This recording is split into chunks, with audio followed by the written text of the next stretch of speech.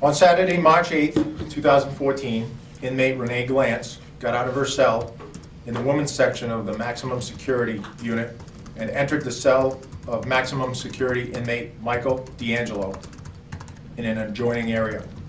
At no time was there ever a threat to the community of an escape from the facility by inmate Glantz or inmate D'Angelo. At about 10:35 in the morning, the jail staff began the process of serving lunch to the inmates in the maximum security unit. The doors to the max day rooms were unlocked for ease of service, and the cells for all the inmates remained locked. At 11 a.m., the corrections officers did a required cell check and picked up the food trays. At that time, it was noticed that inmate Glantz did not eat much lunch. It was after that check that inmate Glantz exited the women's section of Max and went into the Max section, the men's unit of the Max section. At 2:45, the corrections officers noticed that the inmate, Michael D'Angelo, was lying on his bed and had been during subsequent 15-minute checks. The corrections officer opened the door to check on his welfare.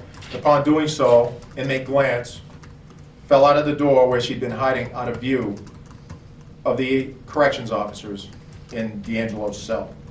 It is believed that inmate Glantz utilized an empty cardboard roll from a toilet paper to manipulate the cell lock from fully engaging. It is unclear at this time how inmate D'Angelo's door was manipulated so that the lock was not fully engaged. Inmates get familiar with day-to-day operations of the corrections officers in the jail, and it is clear that this inmate saw a weakness in the routine of the staff working that day and took advantage of it. In 2012, we had a similar event, and at that time we realized that corrections officers routinely left the day room doors open, allowing them more easily to perform their 15-minute checks. After that event, we instituted a policy that all doors would be locked all of the time. We also implemented a policy that corrections officers would pull on the doors during their 15-minute checks to ensure that the locking mechanism was fully engaged and that they need to actually see the inmate in their cells. Although we have an ongoing internal investigation occurring, it is safe to say that leaving the day room doors open or unlocked while serving lunch and performing checks was a shortcut in practice that is unacceptable and a violation of policy. The corrections officers staff do a great job day after day. In fact, like I mentioned to others, when they do a good job, they don't make the news.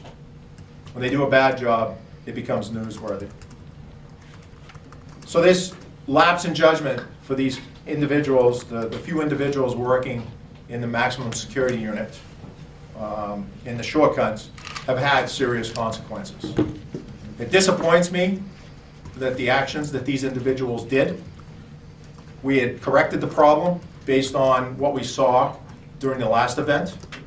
I know that being a corrections officer is a tough job, serving the plates and the trays, going upstairs, downstairs, and requiring somebody to open the door every time is a hardship, but it is a maximum security unit, and we anticipate the maximum security unit is going to be the tightest area of the Cumberland County Jail.